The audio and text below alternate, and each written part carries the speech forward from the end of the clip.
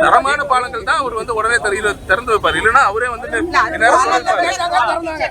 நல்ல குவாலிட்டி இருக்கு. தயவு செய்து பத்திரிகையாளர்கள் பொறுப்பா நடந்துங்க. நாமக்கல் மாவட்டம் பள்ளிப்பாளையத்தில் மு.க. ஸ்டாலின் திறந்து வைத்த மேம்பாலத்தில் சில மணி நேரத்திலே ஏற்பட்ட விரிசல் காரணமாக மூடப்பட்டது குறித்த கேள்விக்கு பத்திரிகையாளர்கள் பொறுப்போடு நடந்து கொள்ளுங்கள் என அமைச்சர் மதிவேந்தன் ஆவேசமாக பதிலளித்துள்ளார்.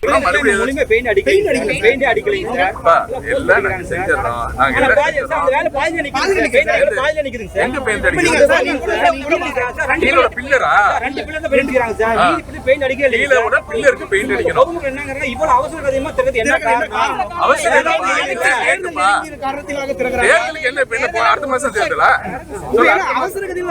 அடுத்த மாசம் தேர்தலா? தேர்தலுக்கு இன்னும் 9 மாசம் 10 மாசம் டைம் இருக்கு. நான் இதுக்கு அவசரமா ஒன்னு நேரம் வேலை செஞ்சு கூட திறக்கலாம்ல.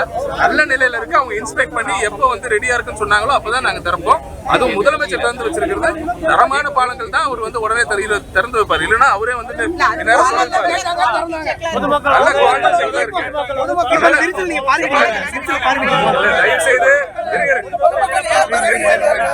தயவு செய்து பத்திரிகையாளர்கள் பொறுப்பா நடந்துங்க. உண்மையான தகவலை மக்களுக்கு போய் சேர்க்கீங்க. நம்மளுக்கு இருப்பா பாருங்க நியூஸ் வந்து